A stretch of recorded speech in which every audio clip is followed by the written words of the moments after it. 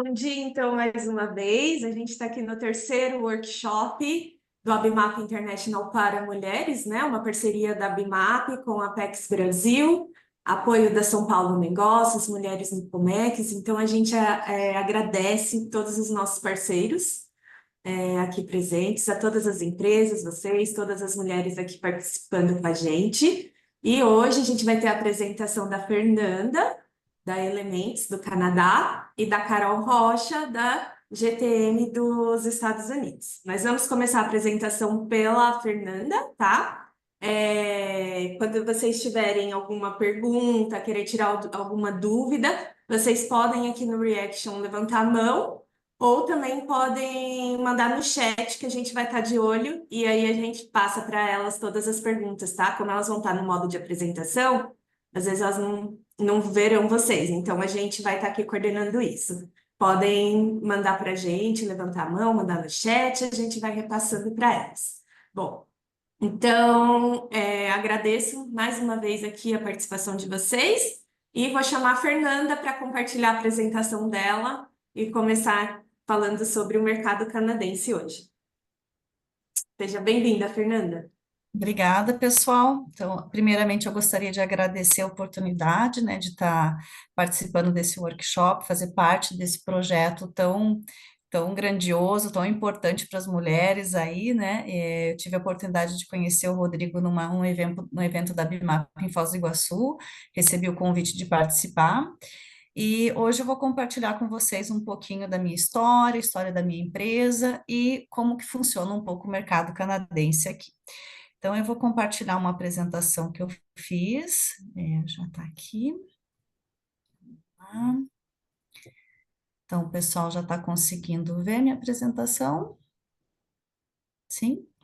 Sim, Bom, Fernanda, tá aparecendo aqui, perfeito. então tá. Então, deixa eu só minimizar aqui o cantinho, tá. Bom, então, bem-vindo ao Canadá. Então, eu vou falar um pouquinho, assim, da geografia, algumas coisas assim, porque o Canadá é um mito, né?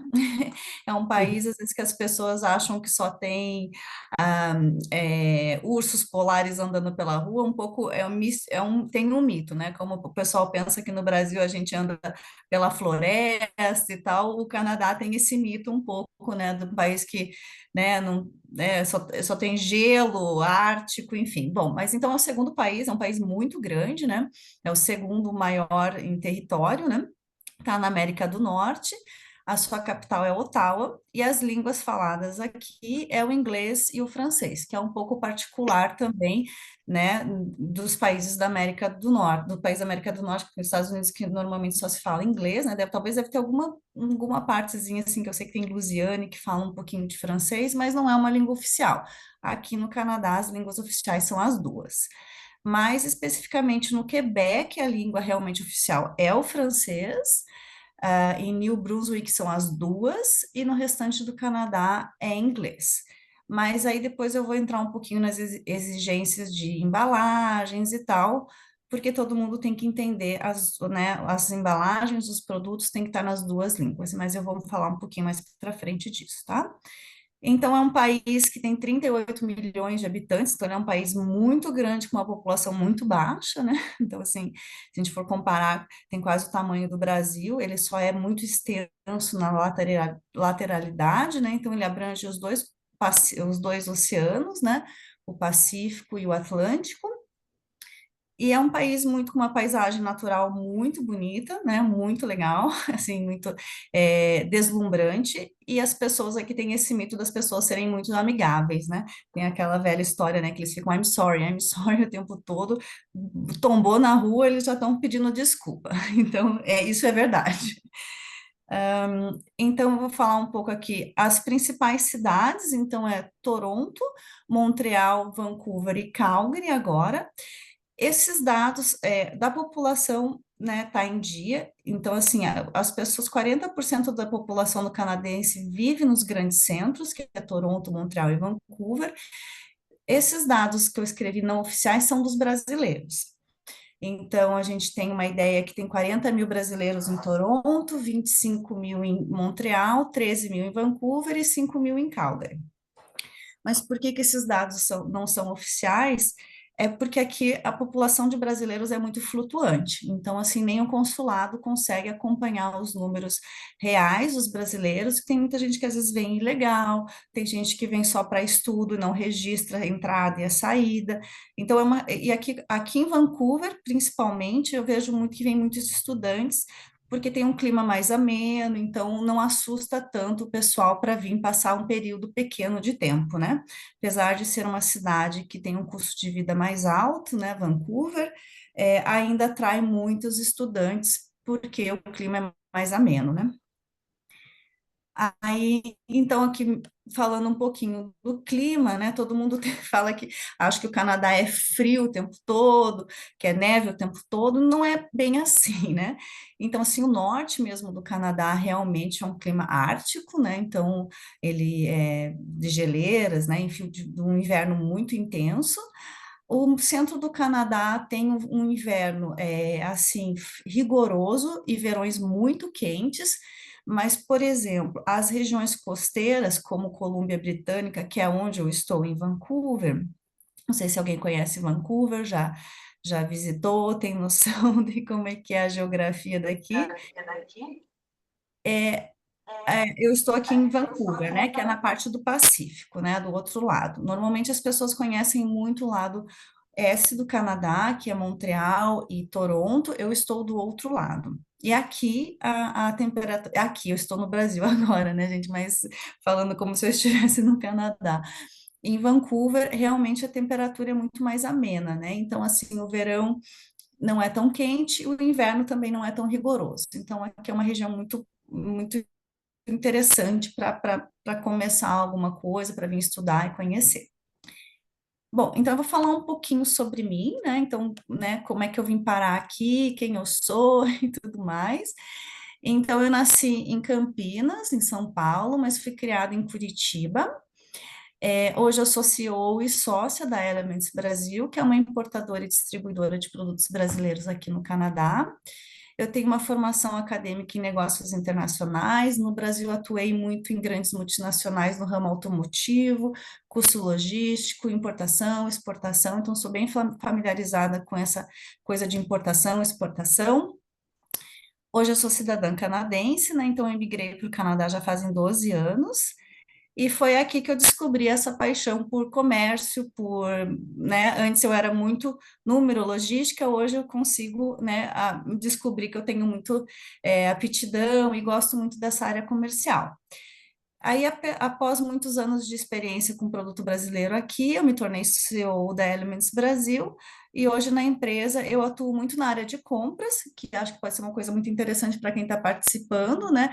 Que às vezes são as pessoas que estão querendo exportar e tudo mais. Então, eu que compro os produtos do Brasil, que seleciono, que escolho, a maioria deles, na verdade, não só eu, mas eu tenho mais essa responsabilidade dentro da empresa. Marketing, logística, né? Como é um pouco da minha formação, e a área comercial. Eu sou muito comunicativa, eu estou aprendendo minha quinta língua agora, estou aprendendo italiano, então consigo me comunicar em outras línguas também. E eu divido meu tempo com meu filho, gosto muito de eventos sociais e, bom, enfim, só um pouquinho para o pessoal ver como que eu sou. Aí é que eu vou falar um pouquinho da Elements Brasil, que é a minha empresa.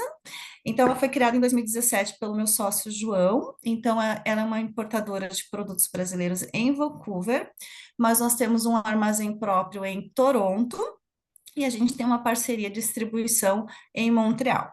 Então, isso significa que a gente, mesmo um país muito grande, nós conseguimos, a nossa distribuidora consegue atingir todo o Canadá. Então, hoje a gente consegue ter distribuição própria em Vancouver e região, e quando é fora, nós usamos transportadoras parceiras, e nós temos produtos tanto secos quanto congelados, e também vamos começar com produtos frescos, que a gente chama, que são de temperaturas de 0 a 10 graus, né? Então, a gente consegue distribuir no Canadá todo qualquer tipo de produto. E nós estamos presentes em praticamente todas as províncias do Canadá, temos clientes em quase todas elas, muito forte em Vancouver, que é onde a gente está, então nossa capilaridade é grande aqui, e Toronto também com o nosso armazém. Então, deixa eu ver aqui onde eu estou. Então, nós importamos produtos basicamente do Brasil e Uruguai, Estamos tentando começar uma importação com a Costa Rica agora também, e dos Estados Unidos, mas os Estados Unidos são produtos brasileiros que a gente acaba intermediando alguns produtos, para às vezes não trazer direto do Brasil, mas a gente também importa dos Estados Unidos, né? Hoje nós contamos com um portfólio de mais de 400 produtos brasileiros, então a gente tem uma gama bem grande de produto brasileiro. E a Elements Brasil também tem a marca Casa Mineira, que tem marca própria. Então, a gente tem marca própria de linguiças fabricadas aqui no Canadá, são 4 tipos, uma paçoca, que a gente chamou de Peanut Bite, que a gente fez um trademark desse produto, e café. Então, a gente agora tem uma marca própria nossa, que chama Casa Mineira. Então, a gente está trabalhando com esses produtos, e a ideia para o ano que vem é nós implementarmos mais 5 novos produtos dentro da. E esses produtos, a Peanut Bite, a paçoca, é feita no Brasil. Então, a gente fez um private label de uma empresa do Brasil. As linguiças são feitas aqui no Canadá. E o café é um café brasileiro moído aqui, torrado e moído aqui. Então, aqui tem algumas imagens dos produtos da nossa private label, né, da nossa marca própria, da Casa Mineira, que são as linguiças, o café e a paçoca. As Aí aqui linguiças são fabricadas no Brasil? Você consegue importar pouco para o Canadá? hum, não, as linguiças são feitas aqui no Ah, tá, Canadá. tá. É uma receita brasileira. As pimentas, a pimenta usada é do Brasil, a pimenta malagueta, em uma delas é feita a spice, né? É feita com Tá. pimenta malagueta, que é do Brasil, que nós importamos do Brasil. É, não, porque aqui eu imagino que então aí também tem a mesma situação que aqui nos Estados Unidos, com uma super restrição de Isso. importar produtos derivados de porco, né? É, E é frango nem se fala carne, aqui também. carne em geral, na verdade, aqui, e laticínios, né? Então, também Ah, tá. nesse. Aí aqui tem algumas marcas, só para dar uma exemplificada nas marcas que hoje a gente está trabalhando com exclusividade aqui no Canadá. Então, nós somos distribuidores exclusivos do Tio João, da Vapsa, da Terrinha. Então, tem várias marcas Tá faltando prediletas. a Offner aí, tá? Por É, favor, para este Natal, que já estamos falando. a gente já está em negociação, né, Carol? Exato. Então a gente trabalha com essas marcas e trabalhamos com algumas marcas assim que o pessoal às vezes não conhece, que é esse Wara Food, por exemplo, são empreendedores canadenses, empreendedores brasileiros que estão aqui no Canadá, que a gente dá esse suporte de distribuição para os empreendedores que estão aqui também, que fabricam produtos brasileiros aqui. Então, a gente tem acho que umas 2 ou 3 empresas que nós fazemos a distribuição. Essa Wara Food, eles fazem pastel, uma pastelaria, e nós distribuímos a massa de pastel deles. Bom, aí eu vou falar um pouquinho das exportações do Canadá. Eu estou vendo assim as tendências assim do último ano, a, a procura da nossa empresa assim para exportação. Estou vendo que o Canadá virou um pouquinho a menina dos olhos aí do pessoal, né? Alguns anos atrás a gente falava muito de Emirados Árabes ali, mas aí começou acho que ter muito problema com legislação, e eu acho que agora o pessoal está tentando descobrir o mercado canadense, né? Então, eu achei um dado muito interessante quando eu fui pesquisar, é que no primeiro trimestre de 2024, as exportações do Brasil para o Canadá foi 1,253 bilhão. Então, assim, cresceu muito referente ao ano passado. Então, realmente, as exportações do Brasil para o Canadá têm crescido muito, né? Aí ali eu coloquei uns dados mais técnicos, assim, só para curiosidade. Então, ali o que mais tem sido exportado do Brasil para o Canadá, e até mesmo para fazer esse número tão grandioso, né? Então, são pedras e metais preciosos. Então, tem só uma ideia ali de quais são esses produtos. Ainda os produtos brasileiros que eu importo não chegou aí, mas vai chegar para montar esse número, para aumentar esse número aí. Deixa eu voltar mais aqui. Então, o mercado canadense, vou falar só um pouquinho mais do mercado para a gente entrar mais. Não coloquei tanto na apresentação, porque acho que é melhor eu explicar do que ficar muito técnico, muito teórico, né?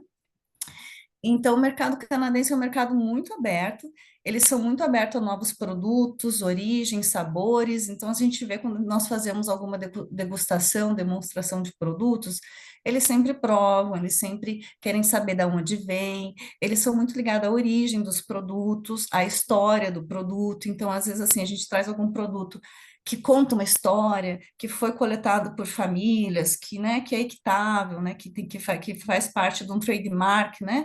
Se você fala de produtos da Amazônia, eles já querem saber como que isso foi feito, né? Então, eles são muito interessados pela história do produto, né? E também produtos saudáveis, orgânicos, mas eles são muito abertos, né? Então, eu vou falando um pouquinho do mercado canadense com relação às embalagens que eu mencionei no começo.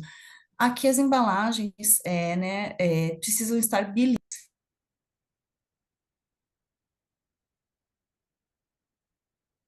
Mutou. É, ficou mudo sem querer aí, Fernanda.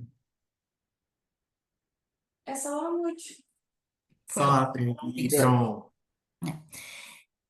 Então, as embalagens precisam, não precisam necessariamente as embalagens, mas os ingredientes, os valores nutricionais, esses precisam estar bilíngues. Então, assim, num primeiro momento, quando nós começamos a importar um produto novo, testar mercado, nós não fazemos nenhuma exigência que todas as embalagens já venham com com, né, a embalagem toda bilíngue, mas é obrigatório que os ingredientes e os fatores nutricionais, as informações nutricionais estejam nas duas línguas, para que todo mundo, quando vá consumir o produto, esteja ciente do que ele está consumindo, né, qual que é o fator nutricional dele, que aqui a gente tem muito casos de alergia de alimentos e tudo mais. Então, isso tem que estar muito claro nas duas línguas.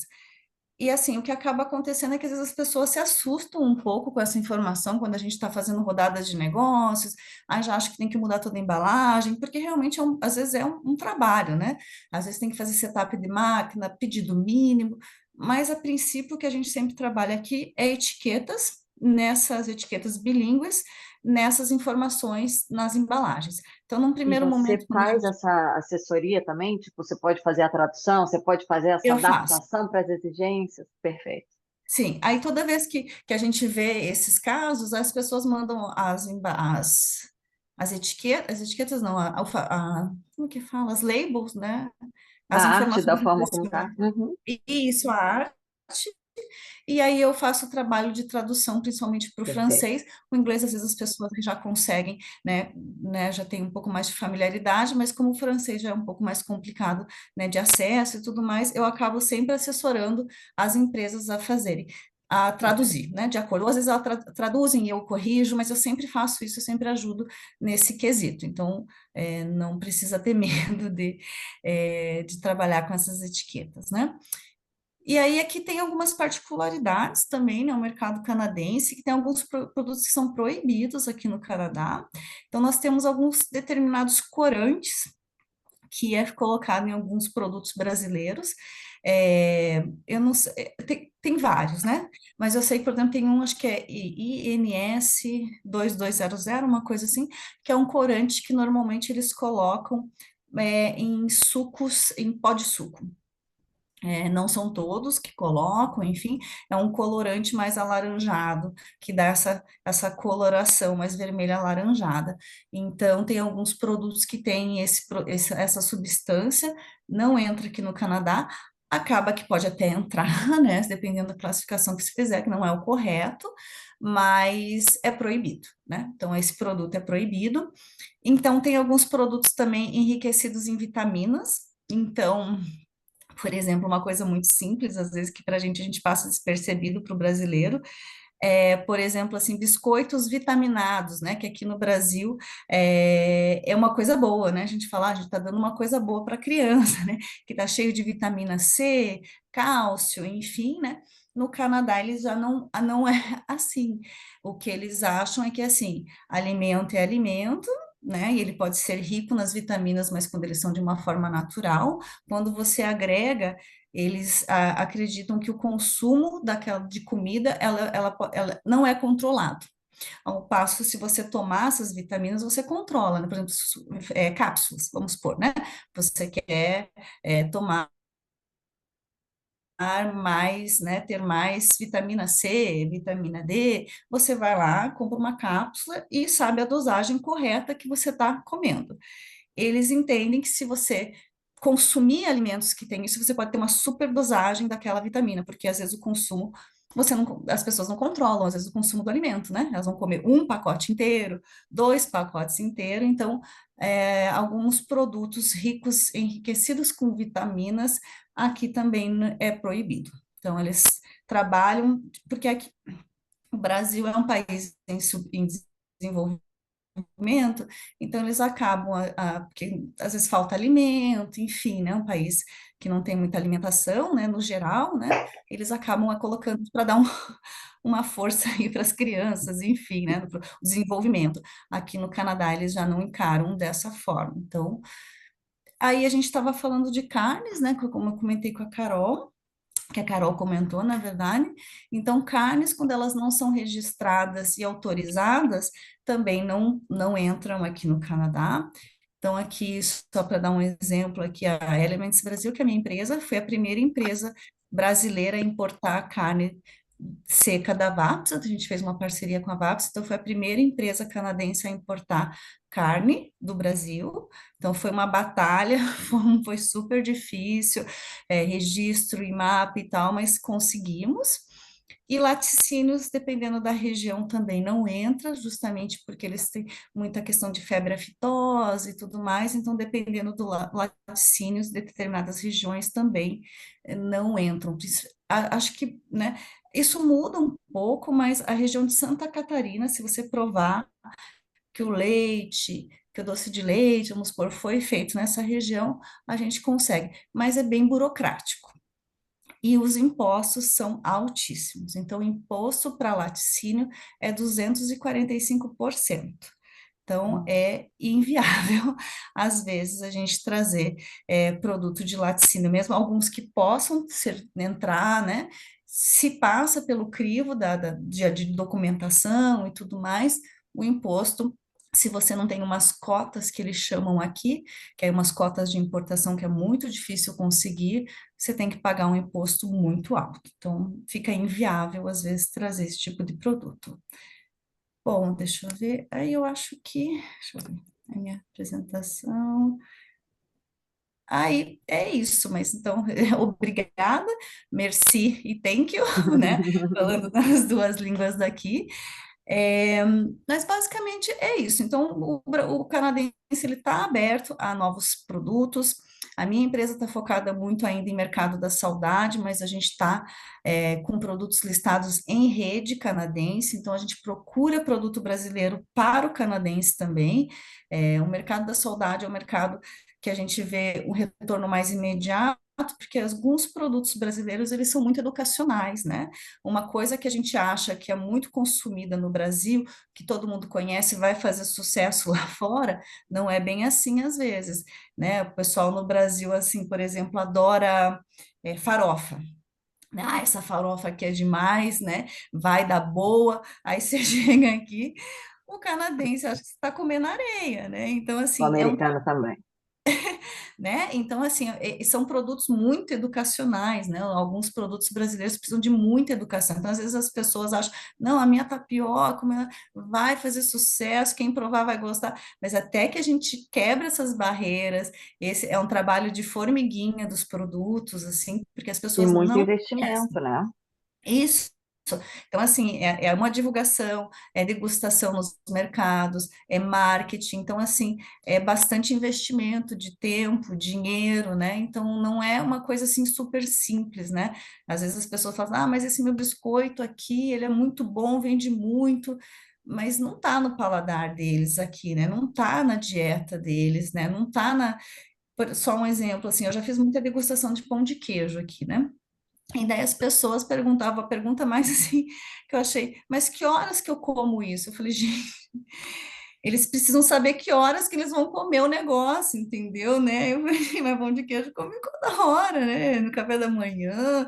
Aí eu achei a melhor solução falar que comia com sopa. Aí eles adoraram a ideia. No Brasil, a gente nunca vai comer com sopa pão de queijo, né? Mas foi a melhor aceitação que eu tive de dizer que molhava assim na sopa, porque eu falava com café não sei o quê, né?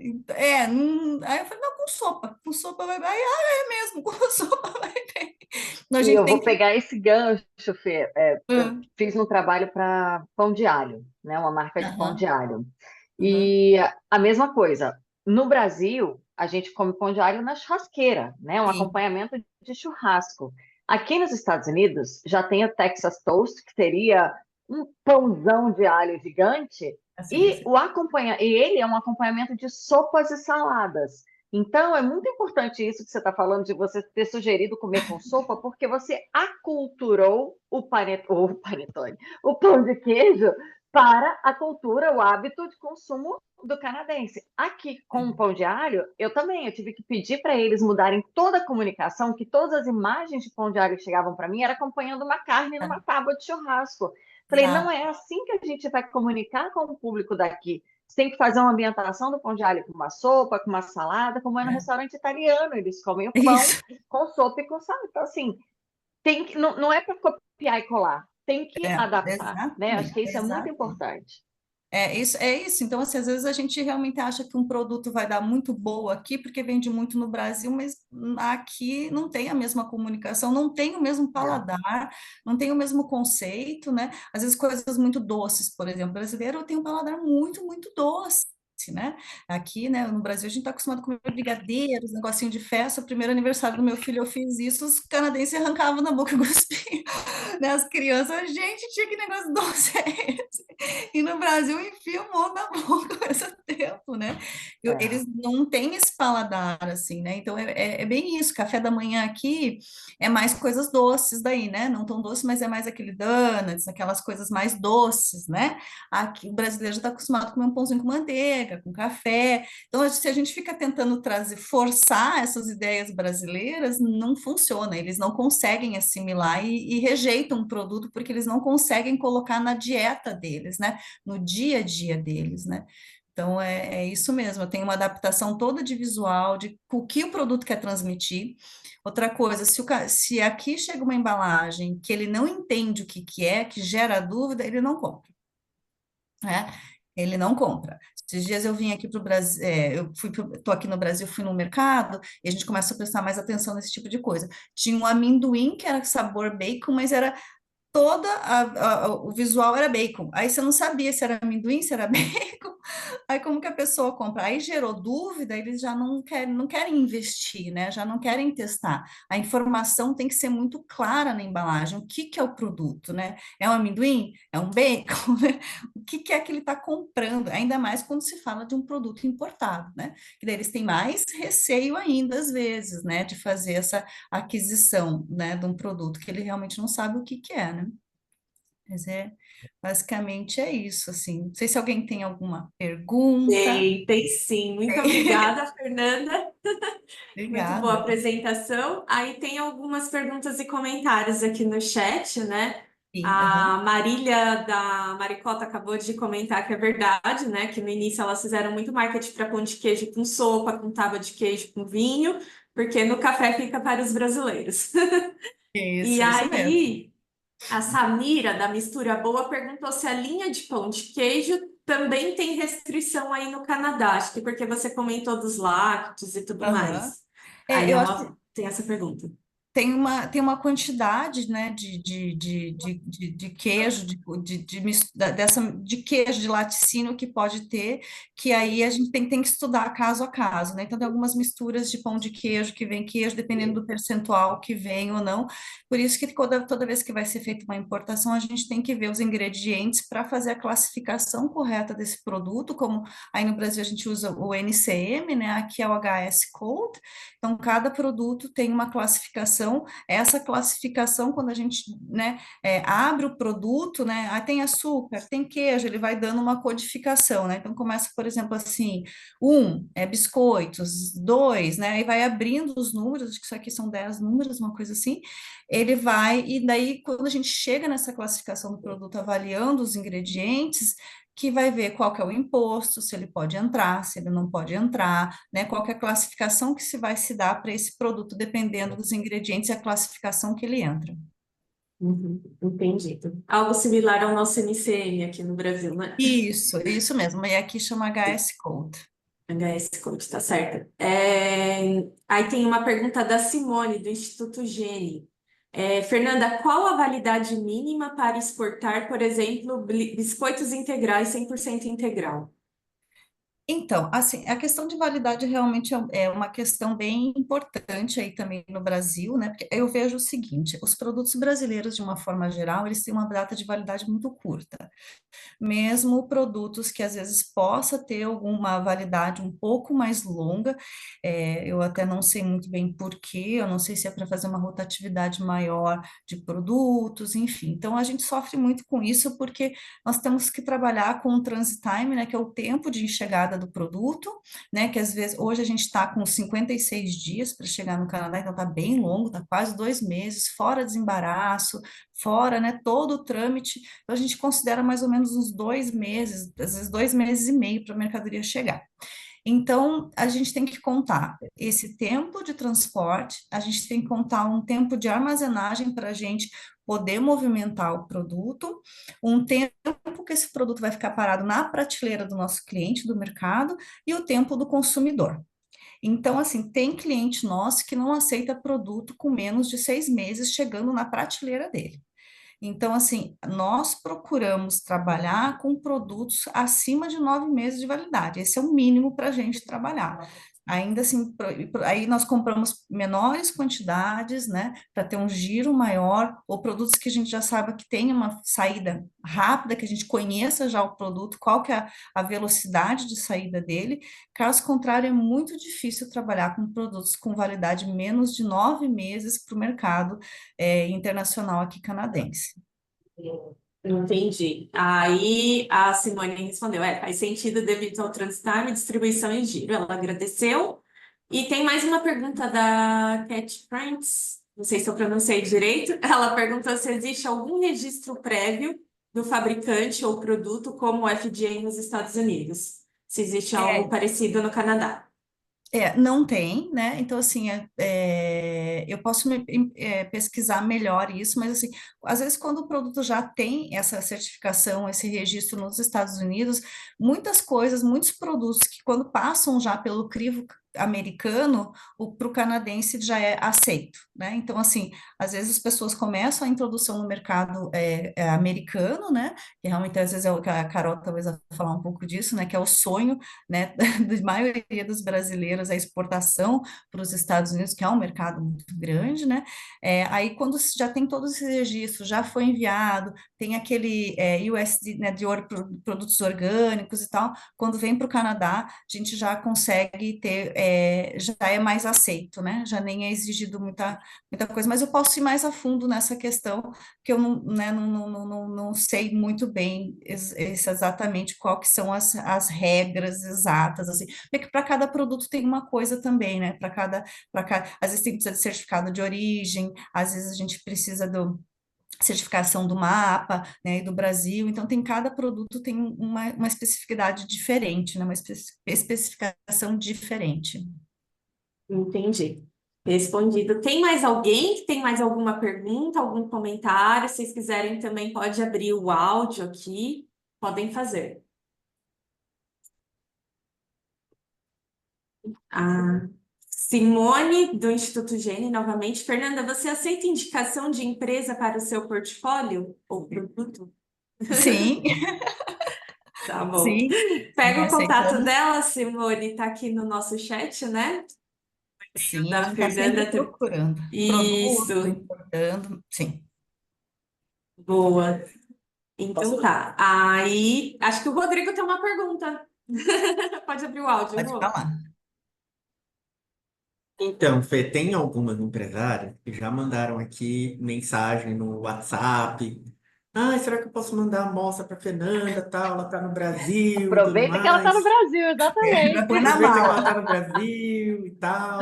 Então, queria saber de você, né, primeiro, né, como você está, né, de período de férias e tal, né, só para saber se realmente é possível, tá? Uhum. E, né, se você, né, e aí você pode colocar os dados até no chat, né, enquanto a Carol inicia a sua apresentação depois, aí você pode colocar alguma informação para o Tá, pessoal conversar contigo nesse processo, tá?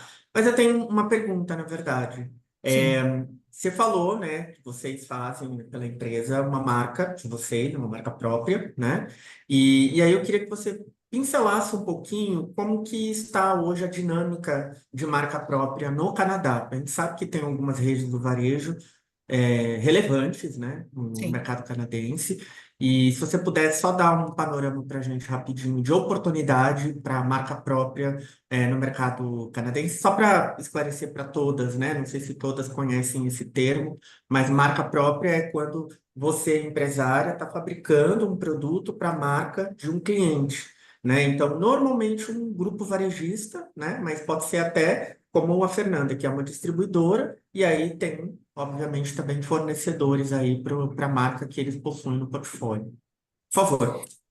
Sim, então, esse é um assunto até interessante, porque o que que acontece, né?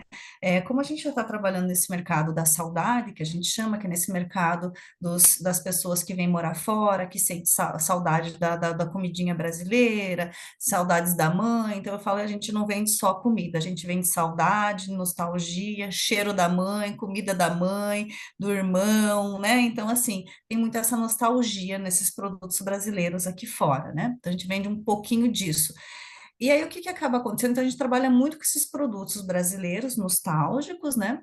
E aí, o que acaba acontecendo é que a gente começa a ver que os produtos que acabam chegando aqui, às vezes, não é exatamente aquilo que ele estava procurando, né? Que ele usava na cidade dele. Tem gente que fala assim, mas por que que você não importa a farinha de rosca do Maranhão, por exemplo, assim, né? Então, assim, eu não consigo abrir todo esse leque, né? Porque às vezes a pessoa quer aquela marca que ele comia quando era pequeno, ele era lá de uma cidade super pequena do interior de alguma coisa, então é um pouco difícil. E aí o que acaba acontecendo também aqui nesse mercado é que às vezes a gente começa a trabalhar uma marca de uma determinada empresa do Brasil, né? Por exemplo, vamos dar uma marca aí uma marca Z. Então a gente começa a trazer farofas e produtos dessa marca Z, e a gente começa a fazer um trabalho, de repente essa marca Z fecha exclusividade com uma outra empresa. E aí a gente perde aquela marca, a gente faz todo um trabalho de abertura de mercado. E aí o que que acontece? O private label, a marca própria, te garante que aquela marca é sua. Você pode até às vezes mudar o fornecedor do Brasil, mas, por exemplo, a paçoca nossa da Casa Mineira. A Casa Mineira é minha marca. Então, ninguém vai ter esse produto, né? Ninguém vai ter essa marca. Então, a gente tem trabalhado muito nesse sentido de garantir as marcas nossas, né? Para a gente ter mais competitividade, buscar a qualidade da forma como a gente quer. Então, assim, a gente, como eu falei, a Casa Mineira, hoje a gente está com as linguiças, o café e a paçoca, com expansão para o próximo ano de mais uns 5 produtos, todos ligados um pouco mais a essa coisa mineira, de acordo com o nome, justamente para a gente ter o controle da qualidade do produto, né, saber responder exatamente sobre a qualidade daquele produto e garantir que aquele produto é nosso, aquela marca é nossa, né? Não vai ter mais nenhuma outra competitividade, não vai ter mais nenhuma outra empresa ou qualquer coisa que vá tomar conta daquele mercado que a gente abriu com aquele produto. Então, a gente busca muito isso. Então, tem várias vezes que eu faço reuniões aí com o pessoal do Brasil, né? Com esses suppliers, que eu procuro muito isso. Então, assim, então as empresárias que às vezes ficam presas ao nome da marca, alguma coisa assim aí no Brasil, mas às vezes a gente consegue ganhar muito mais mercado fora se produzir na marca do importador, do distribuidor, do fabricante aqui, né? Enfim, quem quiser comprar esse produto. Então, é um mercado muito interessante e é um mercado que a gente tem buscado bastante aqui na nossa empresa também, de ter as nossas marcas, né? As marcas próprias. Não sei se eu respondi, Rodrigo. Obrigado. Sim, sim, obrigado. E depois não esquece, aí, se você puder dar alguma Tá, informação aí para o tá. pessoal. Assim, vamos respeitar, obviamente, o seu tempinho de descanso, né? Mas Sim, é só para você ficar à vontade aí para colocar no chat depois para o tá, vou pessoal. colocar. Eu queria Eu aproveitar fico esse. só até o dia. Desculpa, eu Fala, fico só fala, até fala. o dia 28, então é quarta-feira da próxima semana. Eu não sei se essa logística vai dar tempo de acontecer, eu não sei muito bem onde que são as regiões, mas eu acho que eu vou colocar, na verdade, aqui no chat meu WhatsApp, e aí acho que vai ser um contato mais direto para a gente não perder muito tempo e ver onde a pessoa está, qual que é o transit time, para a gente já resolver isso de uma forma mais objetiva, né? De que se vai dar tempo ou não, se eu vou levar. Eu levaria com o maior prazer, a gente sempre está aqui, sempre estou participando dessas rodadas, conhecendo o produto, é sempre uma oportunidade. Então, eu vou deixar aqui o meu WhatsApp, e aí as pessoas podem entrar em contato para a gente tentar organizar isso, tá? Tem o código, eu coloco mais um que é o código do país, tá, gente? Então, para o pessoal não se perder aqui. Eu queria aproveitar essa questão de marca própria, Rô, que você comentou. Eu estou com um cliente pedindo para desenvolver produtos que sejam suitable, né? Que sejam próprios para cafeterias na área de bakery e sobremesas. Então, quem aqui estiver participando, que tenha essa capacidade de atender marca própria, pode também me mandar. Eu vou também já deixar meu WhatsApp e por e-mail também já deixei ali. Me manda quem pode fazer produtos que tenham fit com esse tipo de segmento que eles pediram para ver. Muito bom. bem, muito bem. Já estou vendo aqui no chat, já está rolando a interação. Mais uma vez, então, quero agradecer a apresentação da Fernanda, foi excelente. Agora a gente vai, não sei se é a Fernanda que deixa de, ou se o Rodrigo consegue tirar a Eu posso apresentação. parar. Boa, boa. E agora eu quero chamar a Carol Rocha, né, representante da Offner também, nossa associada, empresa muito boa, com produtos deliciosos. Agora eu quero chamar a Carol para fazer a apresentação sobre o mercado americano. Muito bom. Seja Obrigada. bem-vinda, Carol. Obrigada, é um prazer estar aqui com tanta gente querida, algumas conhecidas. Fernanda, além de parceira, também é cliente, né? A Fernanda é compradora para todos vocês, então isso é ótimo. Já, inclusive para mim, no Chapéu Offner, né? E eu estou aqui para compartilhar justamente a experiência que eu tive com o Offner, que foi isso que me deu o conhecimento que eu tenho hoje do mercado americano, e falar um pouquinho de como eu posso também fazer o que eu fiz e venho fazendo para a Offner nos últimos 5 anos para outras empresas e ajudá-las também nessa trajetória de alcançar o varejo americano. Então, obrigada pela oportunidade, Renata e Rodrigo. Posso compartilhar minha tela? Pode sim, a gente que agradece. Pode compartilhar. Agora Obrigada. a tela é sua. Legal. Então, vou colocar... Está em modo apresentação já? Ainda não. Pronto, né? Agora foi. Perfeito. Muito bom. Bom, o nome da empresa que eu faço a consultoria para a Offner e outras empresas se chama Go-to-Market Business Development e é exatamente essa minha proposta, né? É ajudar as empresas nessa estratégia Go-to-Market para o varejo americano. No Brasil, eu tenho mais de 20 anos de experiência, eu tinha uma agência de trade marketing, então eu prestava serviços para a indústria no varejo, naquela área de promotores e demonstradoras, fazer degustação, fazer justo isso que a gente comentou que faz parte do investimento aqui também, né? Então eu trabalhava nesse ambiente, eu só não vendia, eu entrava depois que a indústria vendia. E aí, nos últimos 5 anos aqui, que eu adicionei esse skill aqui no meu currículo, de vender. Então, hoje eu vendo também, né? Além de entrar depois com todos os serviços que a gente precisa no pós-venda, hoje eu vendo os produtos brasileiros para o varejo americano. Então, desde que eu cheguei aqui há 5 anos, eu venho contribuindo para esse acesso ao varejo americano e nessa assistência completa do início ao vendido. Então, muitas vezes, para vender, a gente tem tantas etapas antes, como a Fernanda também comentou, adaptar pelo menos as etiquetas ali das embalagens, ver a questão regulatória, FDA e outros, trabalhar a questão de frete, importação. Ah, Carol, quem vai ser o meu importador nos Estados Unidos? Né? Eu não tenho empresa aberta, não vai ser um distribuidor, e se não tiver o comprador ainda, onde eu vou guardar meu produto para a gente começar? Então, todas essas etapas anteriores, para que eu possa vender, eu também faço essa assessoria. E o meu objetivo para as outras empresas é compartilhar justamente esse conhecimento adquirido ao longo dos últimos 5 anos para otimizar o processo de entrada no mercado americano. Então, as empresas terão 5 anos de experiência a mais, né? Quando a gente puder contribuir para a questão da entrada no mercado americano. Então, quais são os principais desafios das empresas brasileiras? Acredito que é a parte de documentação, certificações e o processo de importação, nessa questão regulatória, e depois a dinâmica do mercado varejista. Quais são os canais de vendas, né? Quem são os players? Se a gente está falando com redes nacionais, se a gente está falando com food service, se a gente está falando com a parte de hospitality, quais são as estratégias de preços, as margens de cada canal são muito específicas. A logística e a distribuição nos Estados Unidos, então tem algumas lojas que pedem para a gente fazer DSD, que é Direct Store Delivery, e é complexo, os Estados Unidos são enormes, então muitas vezes você precisa de um distribuidor para isso.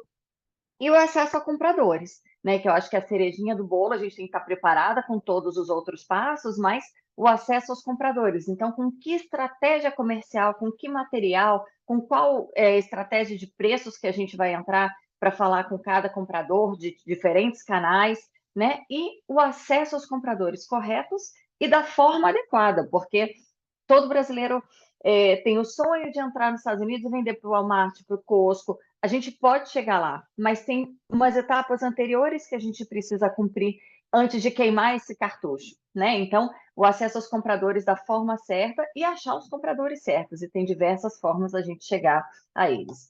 Eu vou passar a apresentação um pouquinho mais rápido, porque era 1 hora, e eu vou talvez ultrapassar aí uns 15 minutinhos, quem puder ficar, mas só para a gente ter um pouquinho mais de informação aqui também. Bom, o país, né, os Estados Unidos é um gigante, a maior economia do mundo, então não à toa as empresas querem vir para os Estados Unidos, querem vender, querem pegar uma fatia, né, desse mercado, que é o maior e mais influente mercado consumidor do mundo, e a gente, claro, começa pelo mercado da saudade, porque é o mais fácil, é o mais conhecido, e é bom para a gente testar, mas aonde a gente quer chegar mesmo é em quem tem o poder de consumo, né? Que são os americanos.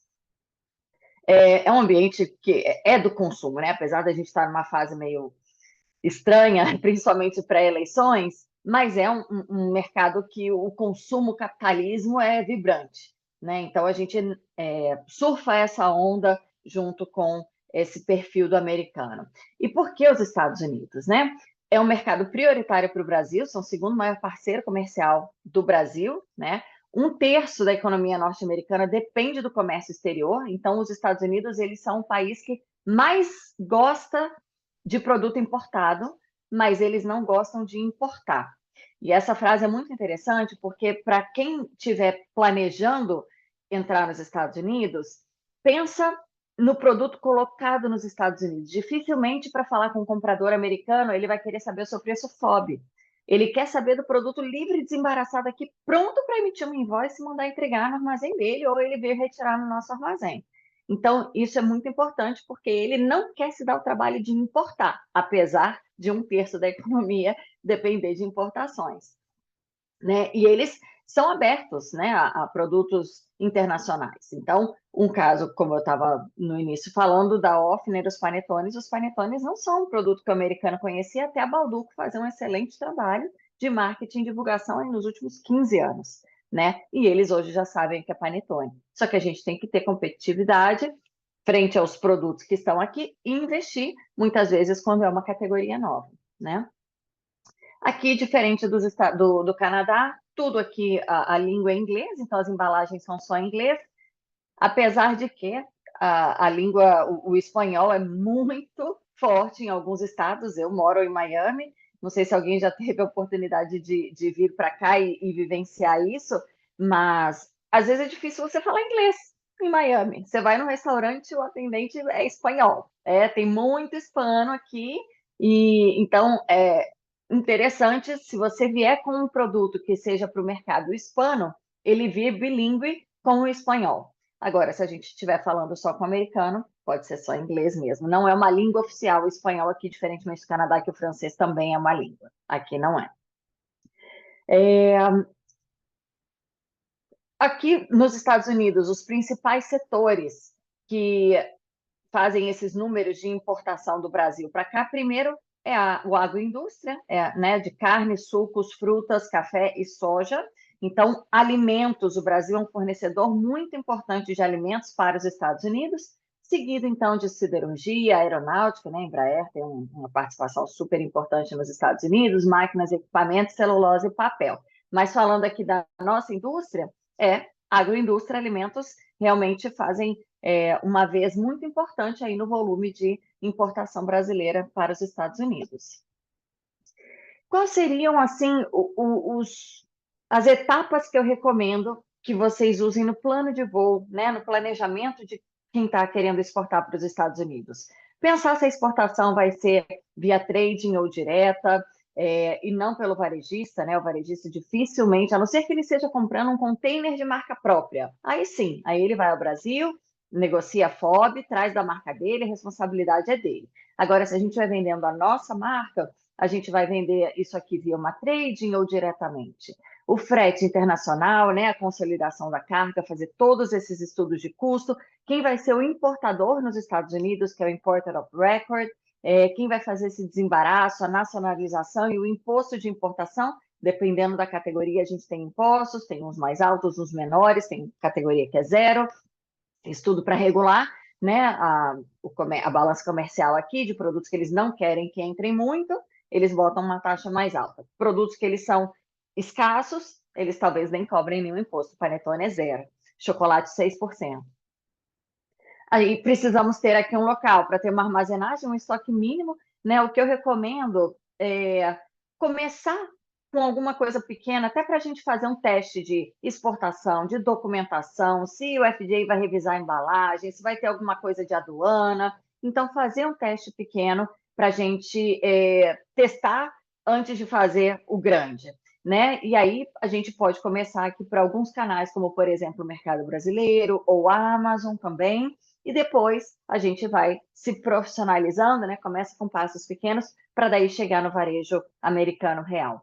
E aí a gente precisa, então, ter toda a parte de logística e distribuição nos Estados Unidos, emissão de invoices, né? Quem vai fazer essa venda para o varejista?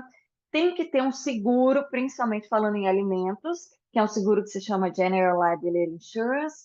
O importador é o responsável por esse seguro, então é um seguro que protege o consumidor se ele passar mal, né? Na verdade, protege a indústria ou o importador de pagar valores absurdos se alguém passa mal com o produto. Então, é muito importante ter esse General Liability Insurance. Fazer uma análise desse produto para o mercado americano, como que ele está em termos de tanto embalagem, rotulagem, paladar, espaço, né, no mercado, quanto que a gente tem de oportunidades, regulamentações, licenças, registros, certificações. Então, além do FDA, a gente precisa de mais algum registro, alguma licença, dependendo do produto. Então, quem tiver passado por alguma situação dessa, o pessoal coloca aí no chat para compartilhar com a gente o que vocês têm aí de recomendação nesses aspectos. E o SPTO é muito importante. A gente já viu alguns casos de empresas que chegam com a marca do Brasil aqui e se depara com a situação de que não pode usar essa marca nos Estados Unidos. Então, o USPTO seria o Marcas e Patentes, o INPI do Brasil. Então, a gente precisa consultar o USPTO se aquela marca que você pretende trabalhar nos Estados Unidos está disponível, se você pode usá-la. E aí, falando em preços, a gente tem diferentes margens por canal, mas quando você vai numa feira, quem planeja vir para alguma feira dessas que a Apex promove, ou tem agora uma feira agora em setembro aqui em Miami também, America's Food and Beverage, tenham na ponta da língua a informação de qual é o preço que o consumidor vai pagar pelo seu produto. Então, se você já fez esse estudo, ou se você sabe quanto é o preço do concorrente, é esse o preço que ali, num primeiro contato, o comprador vai querer saber de você. Ele não quer saber o custo dele, ele não quer saber do FOB, muito menos, ele não quer saber quanto ele vai pagar pelo produto, ele quer saber por quanto ele vai vender, porque com base nisso, ele vai saber se é um fit para o tipo de loja dele, para o tipo de consumidor dele. Então, o panetone da Offner, por exemplo, tem panetone de $56.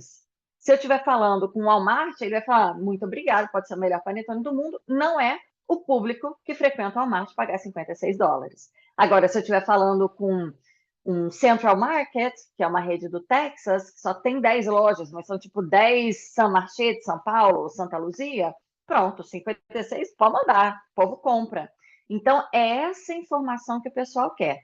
qual é o preço de venda ao consumidor. Depois vai entrar em quanto é o custo dele, se o frete está incluso, se não está. Mas numa feira, quem vier para a feira, venha com essa informação, tá bom? E, claro, pensar em qual vai ser, né, a estratégia de marketing e de vendas, qual é o público-alvo que eu quero atingir em termos de comprador. E aí a gente analisa toda essa estratégia juntos também.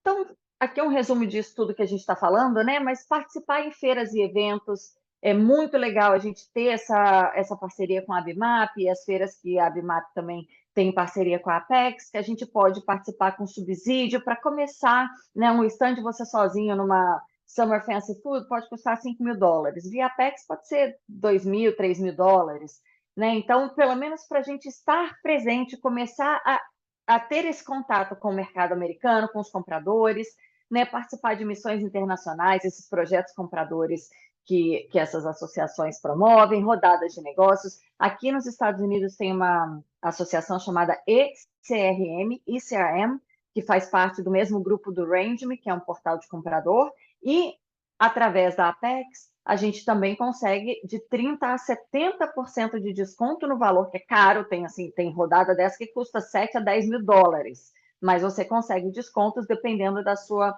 classificação exportadora, do seu volume exportador, e aí você pode participar de uma rodada dessa que é maravilhosa, super rica, porque são reuniões pré-agendadas de 10 em 10 minutos com os compradores daquela categoria, e ele escolhe falar com você, não é você que está puxando o cara no meio do corredor comendo uma feira. E se ele escolhe falar com você, é porque ele tem interesse, pelo menos, naquela categoria, né? Então, são muito ricas, às vezes muito melhor do que participar de uma feira, porque é o famoso menos é mais, né? São menos, mas com mais qualidade. Mantenha-se atualizado sobre as últimas tendências, regulamentações, contratar muitas vezes uma consultoria para entrada no mercado americano, para ajudar nessa navegação desse processo. E, se você ainda não tem experiência exportadora, contratar uma trade, uma empresa de comércio exterior, para ajudar nesse primeiro passo, né? Uma análise do seu produto, então, ver a questão regulatória, ver se o produto atende aos critérios para consideração no varejo, né? A embalagem, se essa embalagem sua atual fala com o público americano, e eu dou um exemplo do Panetone da Offner mais uma vez. A Offner tem loja própria em São Paulo. Ninguém precisa entender muito o que é o produto, porque a loja é a maior vitrine. Então, o Panetone ele não tinha uma imagem, ele era uma embalagem toda né, chapada, só escrito Panetone trufado. E a pequena descrição.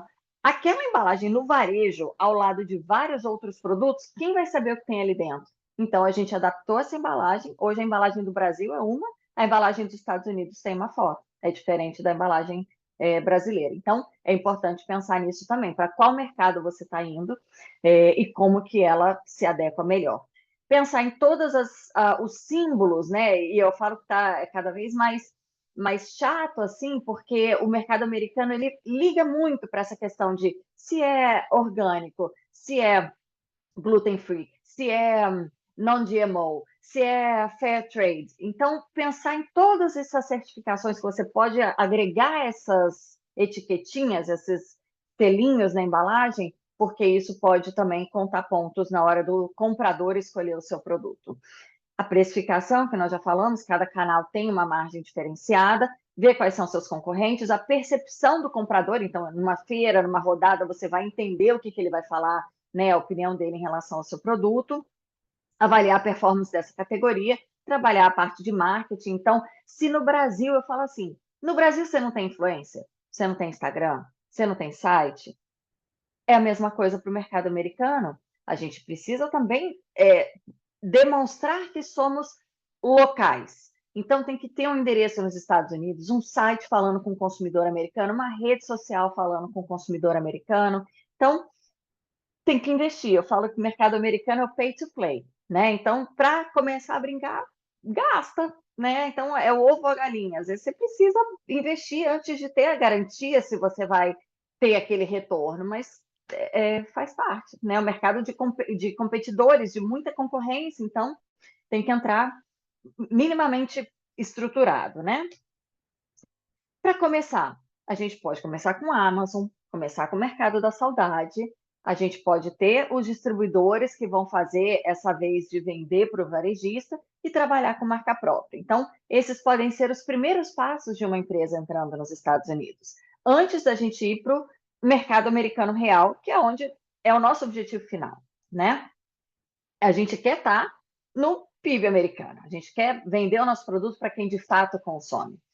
E aí, a gente tem, então, alguns tipos diferentes de varejistas nos Estados Unidos. A gente tem o e-commerce, tem o Walmart.com, que é o segundo lugar, bem atrás de Amazon, é o Walmart.com.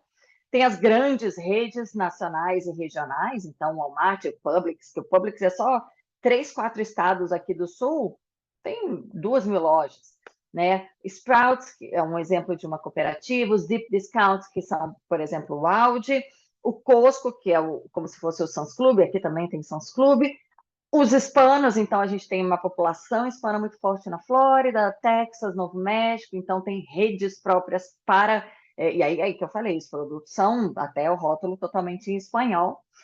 Lojas de conveniência, por incrível que pareça, a gente acha que o Walgreens CVS é uma farmácia, mas o que eles menos vendem é remédio, eles são muito mais uma loja de conveniência. E aí a gente tem os specialty stores e natural stores, como por exemplo Whole Foods, Trader Joe's. E assim, o pequeno aqui é grande.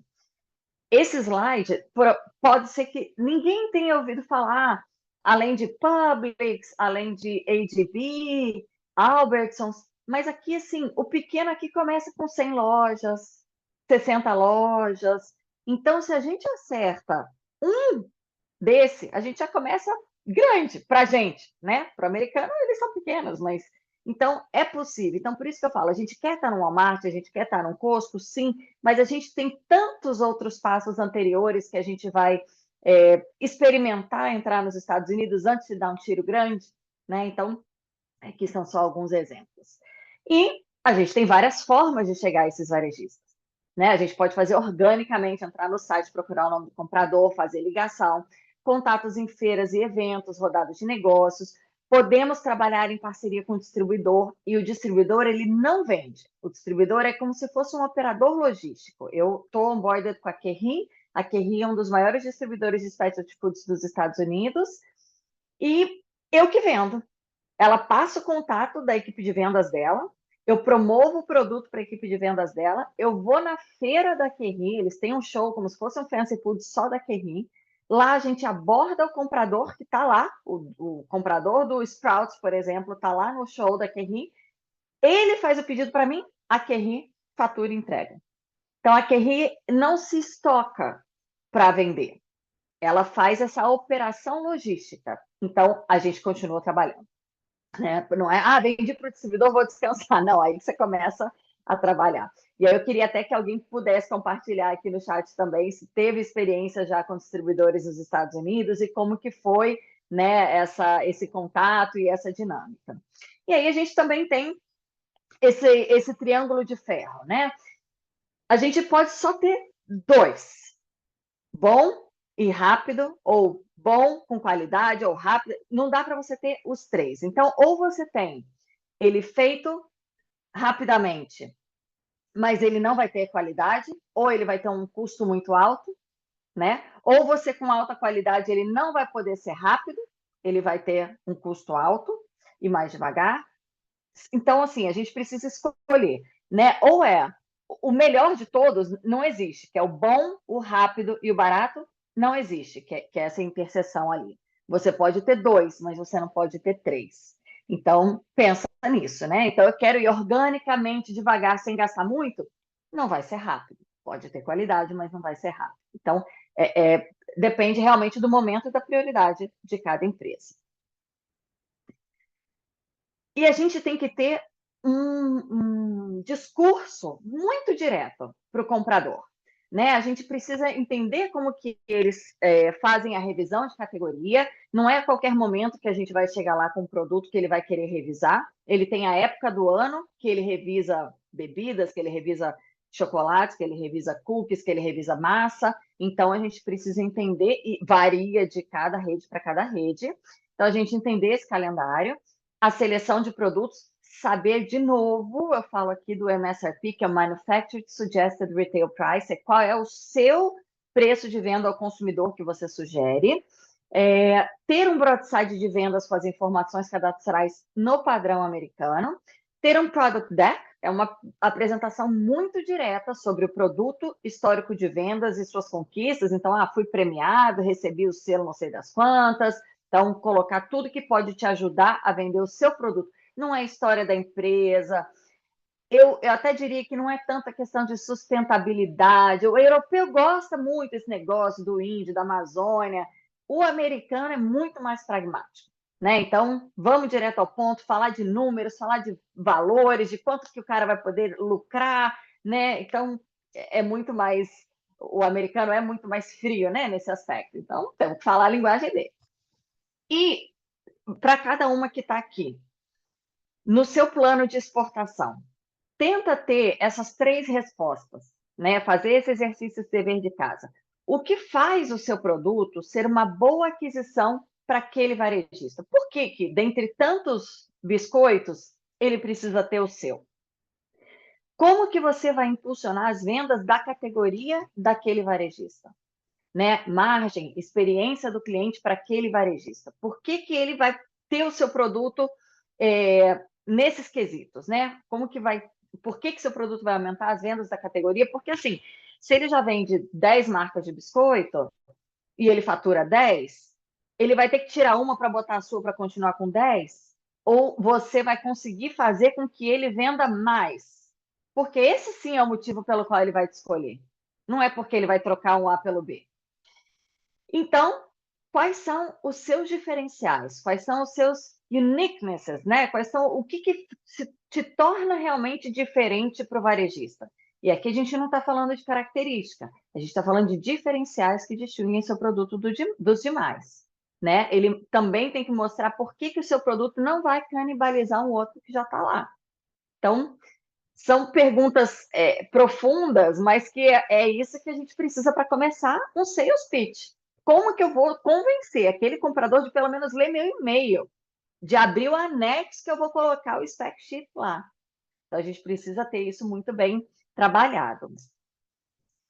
Aqui, eu vou passar bem rápido, essa apresentação vai estar disponível para vocês, mas a maioria, e aí, Fer, me fala se aí no Canadá é também mais ou menos isso, a maioria dos varejistas, eles trabalham com uma margem de lucro de 35% a 45%, enquanto os distribuidores de 25% a 35%.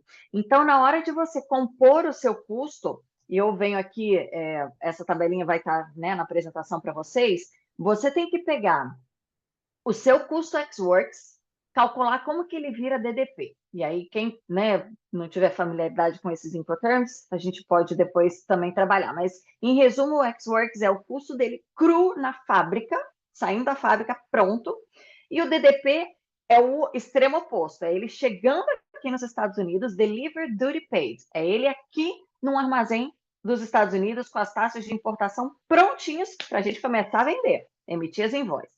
Então, você pega esse DDP, acrescenta os seus custos, né, aqui locais, a consultoria, a comissão do representante, o armazém, a logística e o seu lucro. Quanto que dá isso daqui? Vamos supor que dê 10, tá? Daí você precisa considerar a comissão do rep de vendas, a margem do distribuidor e a margem do varejista, e aí sim a gente vai chegar, e americano gosta que arredonde tudo, é 99, é 49, tudo 99, a gente bota aqui, se deu 21,59, a gente bota que é 21,99, tá? Então, esse, assim, é muito cru, né? A conta de papel de pão, mas pelo menos para ter uma ideia. E aí, aqui é uma outra forma da gente calcular qual é o seu suggested price para o consumidor final. É pegar o seu ex-works lá na fábrica e multiplicar por 7 a 10 vezes. Então, um produto que sai da fábrica a $2, ele pode ser vendido no varejo entre 14 e 20 dólares. Então, assim, é uma conta muito a grosso modo, mas pelo menos para vocês terem um início. E depois vai precisar realmente fazer todos os custos do meio do caminho, todos os custos locais, qual a margem de lucro que você quer fazer aqui, para daí a gente chegar no preço final mesmo. Alguém tem alguma... Eu sei que preço, margem, normalmente gera muita dúvida. Já eu estou terminando, e aí a gente pode abrir para as perguntas. Então, Eu, pensar eu na ia, eu ia pedir só para Carol se a Fê pudesse só comentar um pouquinho do Canadá, isso, Fê. eu perguntei e não deixei ela responder, né? Então, aqui é exatamente isso também, Carol. Claro que varia um pouquinho, mas é bem isso também. Ali, às vezes, a margem do distribuidor está entre 20 e 30, 35, e varia um pouco, mas no modo geral é exatamente isso que acontece aqui também.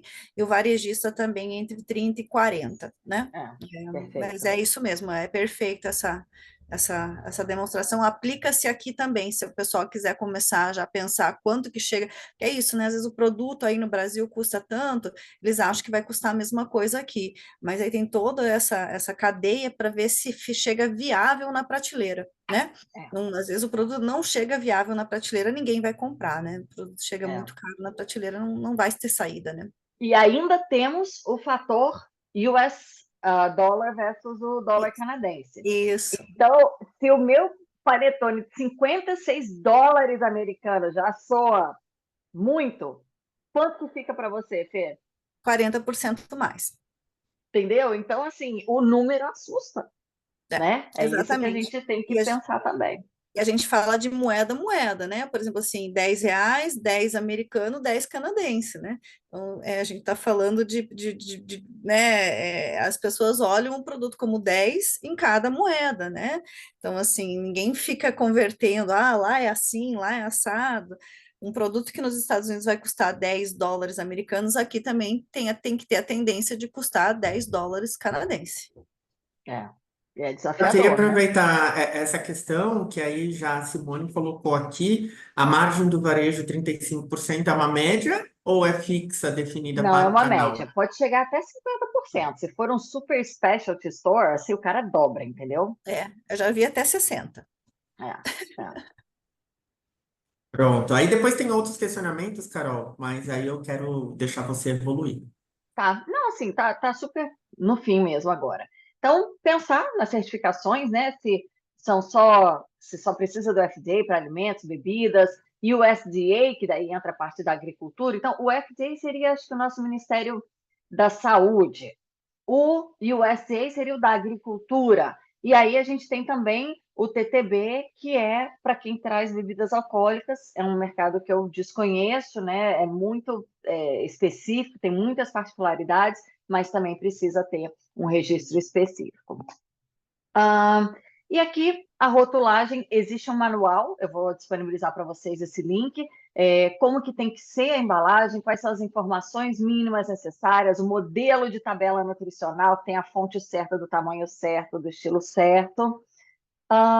Aqui, como eu falei, os negócios dos selos, né? Todo mundo aqui está realmente preocupada nessa questão de cruelty free, né? Nunca testado em animais. Então, as grandes marcas estão com essa tendência, diminuir plástico, né? Refil, tudo isso que o Brasil está, assim, a Natura, por exemplo, trabalha muito isso. E aí eles sabem que tanto a doença quanto o remédio vem através da alimentação. Então, eles se preocupam nisso, né? De eating fresh, non-GMO, plant-based, cruelty-free, ser source local. Você vai num Publix, então é fresh from Florida, no Whole Foods. O Whole Foods tem nos Estados Unidos inteiro, mas naquela região, ele tem uma área dentro do supermercado que são dos produtos daquela região, então eles valorizam muito isso também. Né? Então, essa questão de um alimento ter alguns outros benefícios. Então, não sei o que aumenta na imunidade. A sobremesa sem culpa por causa do açúcar, né? Coisa com colesterol. Então, os benefícios além do alimento que estão contidos ali naquele alimento. É muito legal a gente demonstrar isso. E aqui os selos, né, gente? Tem embalagem que não cabe nem selo. Tem embalagem aqui que ela é gluten free, que ela é non-GMO, que ela é paleo, que ela é organic, que ela é kosher. Então, assim, quanto mais selos, você não precisa ser para agora, não precisa começar com selo, mas pensando a longo prazo no mercado americano, eles valorizam muito isso. Então, depois é que tem esse link, quais são as certificações disponíveis. E, por fim, para entrar, a gente entra com FDA, beleza. Mas, ao longo do tempo, se você quiser vender para um grande varejista, principalmente quem faz marca própria, a gente precisa ter, no mínimo, HACCP, são, né, a parte de segurança alimentar, e a gente ISO, e por fim, o mais desejado é o de FSI, que entram, né, todos esses selos, todas essas certificações de segurança alimentar. Então, não precisa, mas tenham isso no radar da empresa, porque se quiser crescer, a gente precisa crescer também no nosso preparo, nas nossas certificações. E é isso, pessoal. Já falei ao longo da apresentação, já se estendeu. Eu comecei com o Offner, depois alguns trabalhos aqui para algumas empresas locais. Mr. Eats, vocês não conhecem no Brasil, mas é uma fábrica de salgados aqui nos Estados Unidos. Então, ele faz a coxinha para o brasileiro, ele faz churros recheado, e eu faço esse trabalho de ampliar o mercado dele para sair só do mercado da saudade e levar para food service, levar para o varejo americano. A Mundial de Facas Alicates, também muito conhecida no Brasil, pouco conhecida nos Estados Unidos, apesar de estar aqui há 40 anos, eles estão aqui só no food service. Eles vendem faca, todas as plantas da JBS de desossa, as facas são da Mundial, Starbucks, todas as tesouras que eles cortam as embalagens são Mundial, mas o consumidor não conhece. Então, o meu trabalho é colocar junto ao varejista a marca Mundial para o consumidor. Zinho, como eu comentei também, do pão de alho. Sparkles Home é uma marca local aqui dos Estados Unidos também. E era isso que eu queria compartilhar com vocês. Meus contatos estão aqui. Vamos ver o que tem no chat. Se não der tempo, fiquem à vontade para entrar em contato comigo. Eu vou digitar ali também meu celular, que é o WhatsApp também. Muito prazer, muito obrigada. Super obrigado, Carol. A gente está com algumas perguntinhas aqui, né, no chat e vou fazer para você. Vamos lá. Bom, durante da sua fala, né, a Simone colocou, né, o General Liability Insurance. Tem alguma agência seguradora especializada para esse tipo de seguro? Tem algumas corretoras mesmo que fazem esse tipo de seguro, e aí você paga um valor anual. Se não me engano, a gente pagou coisa de $900 por ano, né? Pelo menos um caso que eu fiz, e aí dá uma cobertura de 2 milhões de liability. Então, sim. Não. Ainda durante a fala, né, da Fernanda, uma outra Fernanda, a Fernanda Cassiani, ela está nos Estados Unidos. Fê, se você quiser abrir o áudio, né, se apresentar também. Ela falou assim: eu queria te apresentar as geleias de frutas, que ela está trabalhando com o fornecedor. Então, se ela pode conversar com você, né, Legal, depois. claro. Para aquele caso que eu falei da marca própria, né? Dos itens de Isso, bakery e desserts. isso. Ótimo, legal. Tá bom? E aí, eu queria até aproveitar a oportunidade, né, gente? Para vocês que estão na BIMAP, né, do CIMABESP, que estão com a gente no projeto exportação, né? E a gente tem um grupo no WhatsApp, então não sei se as nossas associadas todas que estão aqui, né, com a gente, estão no nosso grupo do WhatsApp para o ABIMAP International para mulheres. Então, ontem, por exemplo, teve uma das integrantes ali do grupo que compartilhou uma oportunidade. Hoje a Carol está compartilhando outra oportunidade. Então, a agenda, né, do grupo do WhatsApp também é para isso, né? Para compartilhar oportunidades, às vezes até algum fornecedor, impressões, né, de situações atípicas que acontecem no mercado. Eu acho que é super válido, né, vocês trocarem questões nesse sentido, né? Fornecedor de logística, muitas vezes, porque a gente sabe que tem algumas pegadinhas aí nas contratações desses prestadores de serviços, né? E aproveitando, Carol, queria perguntar para você, né? Você falou ali, né, do e-commerce. O mercado americano, né? Mercado canadense também, mas acho que mais notadamente nos Estados Unidos, a força do e-commerce, né? E a gente aqui no Brasil, a gente conhece a Amazon. Aí você falou que o Walmart tem, né, um e-commerce mais forte até do que, né? Então, assim, as informações que nós recebemos aqui nem sempre são a realidade do mercado, né? Então, eu queria que você falasse só um pouquinho sobre, né, algumas recomendações para quem quer trabalhar no e-commerce nos Estados Unidos. E até abro para a Fê, se ela quiser falar um pouquinho também sobre isso. Eu uso a Amazon de exemplo para começar. Então, eu até tenho um parceiro que é de uma empresa que só faz essa parte de listing, de ads na Amazon.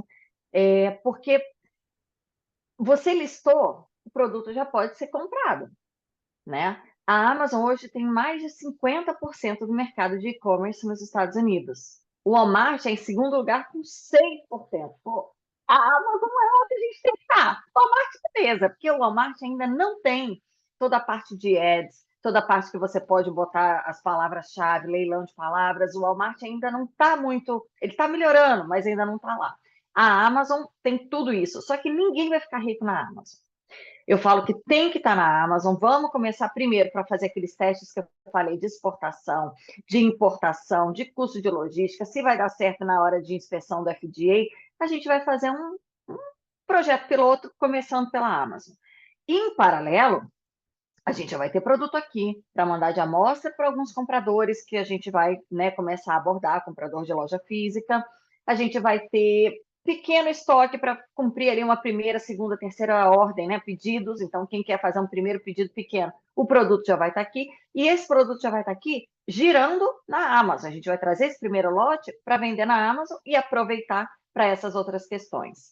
E a Amazon, assim, ela cobra milhões de taxas, mas vale aquilo que ela cobra, né? Você está aí, sei lá quantos milhões de usuários, e você vai vender bastante. Não sei o quanto você vai lucrar, porque ela vai cobrar uma grande parte, mas na hora de formar o preço de Amazon, a gente vai considerar tudo isso. Então, não é que vai tirar de você, né? Você vai falar assim, eu quero ganhar 10. Ah, você quer ganhar 10? Quer que a Amazon te pague 10? Então, tá bom. Vamos considerar que todas as outras colunas de custos e FIIs e não sei mais o que dá, putz, vai vender por 25, então, se você quer ganhar 10.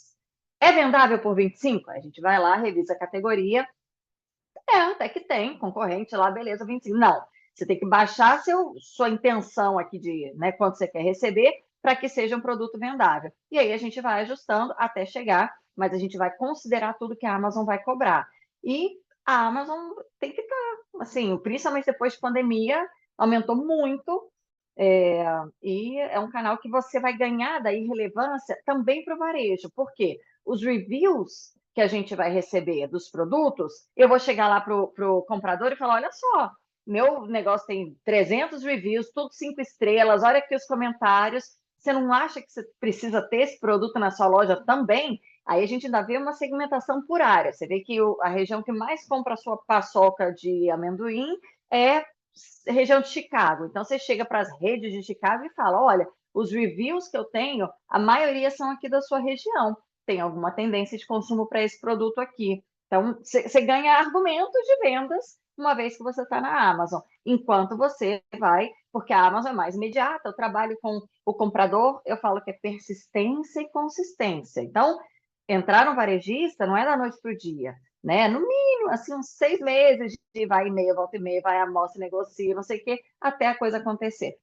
Enquanto isso, o produto já está vendendo na Amazon. Você não está ganhando dinheiro, mas você está ganhando relevância, review e etc. Então, eu acho que a Amazon é um mal necessário, e é útil aí para a nossa estratégia de varejo físico também.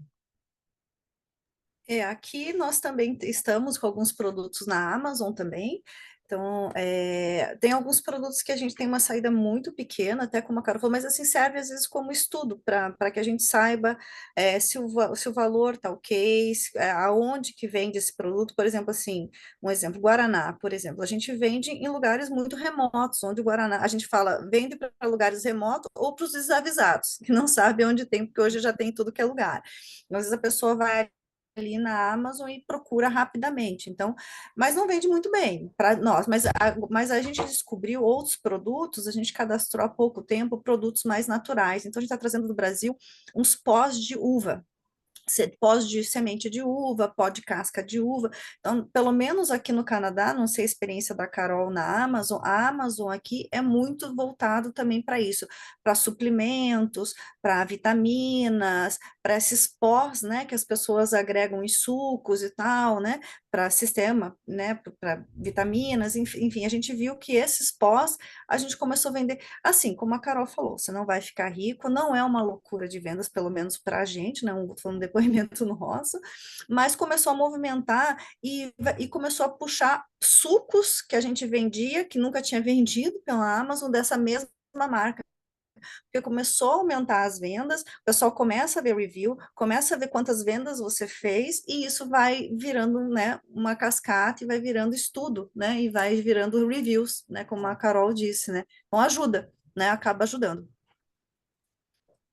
Perfeito. Aí eu até queria aproveitar também essa questão, né, do posicionamento, né, no e-commerce, entender um pouquinho da estrutura, né, porque as nossas empresas aqui no Brasil, elas não estão tão acostumadas, habituadas a trabalhar no e-commerce, né? Acho que o mercado brasileiro, ele ainda não, apesar da gente ter iFood, a gente já tem, Magazine Luiza ganhou uma notoriedade, né, na questão Mercado das Livre, vendas né? online. Isso também, né? Então, assim, a gente tem algumas plataformas, mas quando a gente vai para a indústria de alimentos, nossa, mas eu vou levar alimentos, eu vou vender um pacote de biscoito? Não, você vai vender um pack, né? Então, essa questão de insights para a elaboração de um portfólio relevante, né? Então, por exemplo, eu recentemente comprei café, né? Online, né? Só que aí eu não comprei um café, né? Comprei um café especial que veio um kit, né? Uma caixa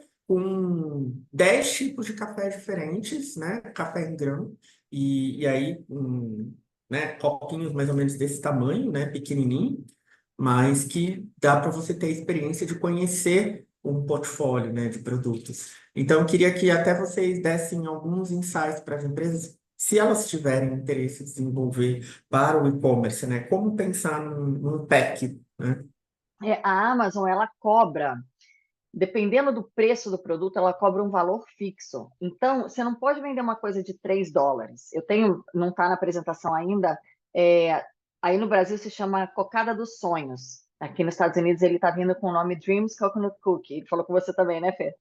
É, ele, na Amazon, ele não pode vender uma caixinha com 4, ele tem que vender um kit com 3, porque só compensa vender na Amazon se o valor do pack, né, o valor daquele produto que está sendo vendido, for acima de $9. Tem um cálculo. Depois o Vitor, que é esse meu parceiro de Amazon, ele sabe até dar todas essas sugestões. Então, peraí, então se o produto custar tanto, a gente tem que vender em pack de 2, em pack de 6, tá? Então a gente estuda isso antes. Realmente não vale a pena vender a unidade. E aí entender que pack que vale a pena, né? Um pack de 2 do mesmo sabor, um pack de sabores variáveis. Então a gente faz esse estudo, mas realmente não compensa vender coisa barata, avulsa na Amazon. Tem que ter um mínimo, porque a Amazon cobra um mínimo em cima de um valor fixo. Fê, É, imagino que... por favor.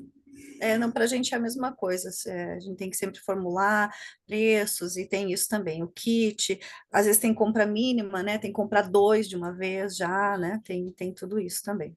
E uma outra coisa, eu não sei como é que é no Canadá, Fê, mas assim, é, aqui nos Estados Unidos a logística é maravilhosa, né? Você pode fazer. Eu teve um dia que meu filho ia viajar no dia seguinte, eu esqueci de comprar alguma coisinha de acessório lá que ele precisava levar na viagem. 10 da noite eu entrei na Amazon, 7 da manhã estava na minha porta.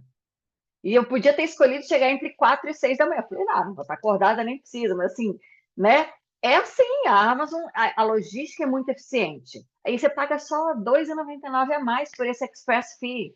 É super viável. Então, a Amazon, a logística aqui favorece muito o e-commerce. Então, no caso do Panetone, por exemplo, ele vende na Amazon, obviamente é um preço mais caro, porque a Amazon tem milhões de fees, e vende no site da Offner. No site da Offner, o UPS, o cara vai escolher lá um frete de 3 dias. No da Amazon, se ele quer para hoje à noite que ele vai levar no jantar, ele vai pagar o preço que for, com o frete que já está incluso, porque ele é cliente Prime. Então, você tem que estar nas duas plataformas. Você tem que ter o seu próprio e-commerce para dar opção para o cliente, preço mais barato, uma logística mais flexível, e está na Amazon, porque às vezes o cara confia até mais. Quem é esse site? Aí nem sei se a mulher vai me entregar. Na Amazon, eu sei que eu vou receber. Então, assim, a Amazon também gera credibilidade para sua É, marca, né? Estar é. na Amazon. A gente também tem as mesmas estratégias. E aqui funciona muito bem também essa logística da Amazon, é impressionante mesmo.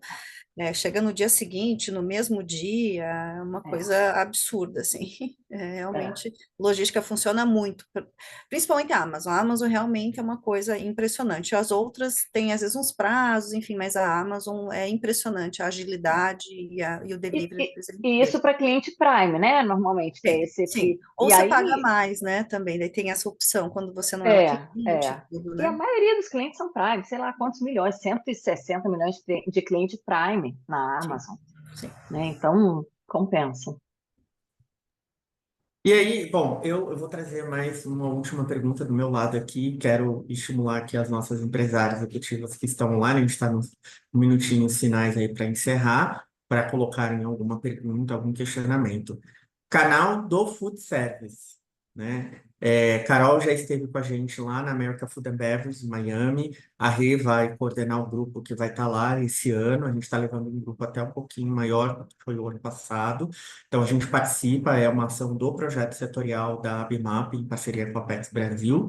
E tem algumas possibilidades de canal pro food, né? Principalmente pensando em cruzeiros marítimos, né? Redes hoteleiras que participam, né? Visitam a feira, entre outras feiras que são especialistas, mais focadas, né? No food especificamente.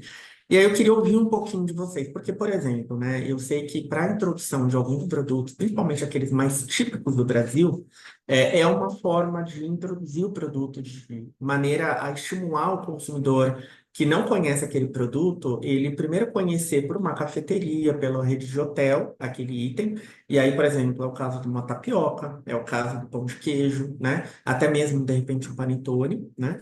E aí eu já comi ali, eu já tive aquela experiência lá, e aí ele vê aquele mesmo produto que ele comeu na cafeteria, etc., no ponto de venda, e ele passa a comprar, né? Então, eu queria ouvir, assim, se vocês, eventualmente, vocês já tiveram alguma estratégia voltada para o food.